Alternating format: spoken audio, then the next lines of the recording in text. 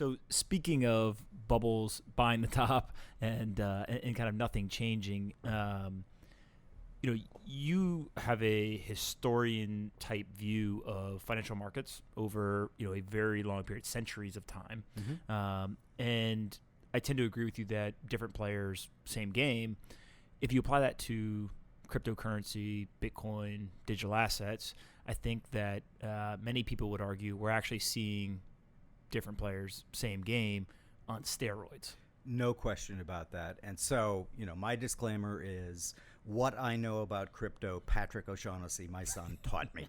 And literally he taught me in a Wichita hotel lobby while we were waiting for the golf bus to come. And I looked at him, I went, all right, Patrick, because he's doing his whole hash power thing, and which I thought turned out really well. But I go, okay, I'm 5 years old. Explain it to me. And so let's put it this way. I have just enough knowledge to be dangerous. And Perfect. so I always go into my standard. Here is something financial people never say enough. I don't know. Okay? I don't know. And if we're going to use that as our jumping off point, I'm happy to talk about it. But listeners, I don't know. So I don't know. Sometimes the three gets it across. Absolutely. I mean, look, I think that the beauty and why I wanted to talk to you, right, was there is some ignorance and bliss, or there's some bliss and ignorance, right, around the asset almost doesn't matter. No, right. And look, I've always said that the four horsemen of the investment apocalypse are fear, greed, hope, and ignorance. And if you think about that, only ignorance is not an emotion. Fear, greed, and hope have wiped out more fortunes than anything historically in auction-based markets. Look, the last edge, in my opinion, is to arbitrage human behavior. Why? Markets change minute by minute. Human being and human nature changes imperceptibly millennium by millennium. There's your edge, right? Because even though people are going to say, oh, we'll never do that. We would never, ever, ever do that. They say that right up until the minute they do it. So you were kind of looking for, where have we seen this movie before? Well, and I think just to clarify, right? So the asset is highly liquid, global, it's all this stuff, but the bubble, right, or the correction that we just saw over, let's say, the last 12 months, I think is a pattern, especially when you literally look at it on a chart, that is very, very reminiscent and almost an exact overlay of many markets previously. Oh, definitely. In the fourth edition of What Works on Wall Street, we had two charts in there. One was the South Sea bubble that Isaac Newton lost a fortune in, and the other one was the NASDAQ. And they're identical, basically. Really? And, the time that I remember that is so reminiscent of what we're seeing now, a little of the edge is off, though, because the correction's been pretty significant. Generally speaking, when the corrections get to be this significant, people are feeling real pain.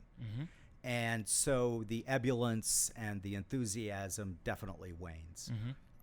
Like Rothschild saying, wait until there's blood in the streets to buy. But going into the dot-com boom, I wrote a paper called The Internet Contrarian, which I can send you if you're interested, in April of 1999, basically outlining why I was about as bearish about any trend during my career. And I said, when this ends, and it's going to end badly, the number of books that get written about by authors, it's just going to end so badly because ultimately economics matters.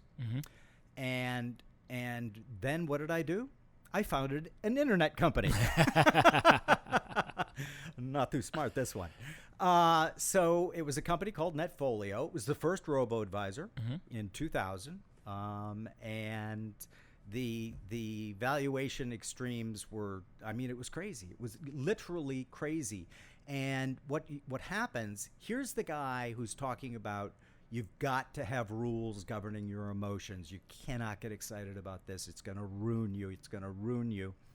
Getting a good idea, which I think it was a good idea, for a robo-advisor, you could, it's not like the current robos. It actually lets you trade without a cost. And you could build your portfolio. We would show you a bunch of back tests on portfolios, and you could go from very conservative to very aggressive. Anti-smoking, kick Philip Morris out. The next name on the list comes up. So it was a pretty slick environment and offering. And, of course, the ultimate internet crash came when a guy by the name of Jack Willoughby, who I know, he's a very interesting guy who writes for Barron's. And very smart, but sometimes a little like Columbo. In other words, he's so smart, he tries to kind of convince you that he's not, but you can see it. Those are the ones to watch out for. Definitely. And so he kind of thought, he was musing with his editor, and he goes, I wonder how much cash all of these internet companies have. Yeah. And what their burn rate is. Yeah. Well, it would seem to me that if they can't raise more money, that these are all their death dates. Yep. And they're like, do it. Write the story. Now, the story's name, you can find it online. I'll send you a bunch of these links. Yep. But they changed the name from burn rate to something else, burning money or whatever.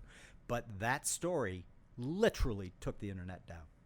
Because it was like everyone collectively woke up at exactly the same time and went, oh my God, we're all going to die. Yep. And boom. And that was kind of it. It was the end. All the VCs, we had VCs wanting to throw huge valuations at us, disappeared. Mm-hmm. And you know, the number of careers that got ruined in that. I once debated a guy on stage, because we always come at investing kind of from a value perspective. Yep. Although we do use momentum and other things, so we're not, you know, and quality, and we have a very kind of complicated sauce now. Mm-hmm. But he was on stage in Minneapolis with me, big crowd, and it was a debate. And his advice to the people in the audience was only buy technology companies and especially internet companies. That was it. And I kind of looked at him. I said, I'm sure I heard you wrong. You didn't just say to buy not only just one sector, but a specific component of that sector. And he goes, the economy has radically changed forever. It is never going back to bricks and mortar. And, you know, I was 39 at the time. He's saying, Jim, you know, you're a bit of an old codger for someone who's only 39 years old. And I said, but math.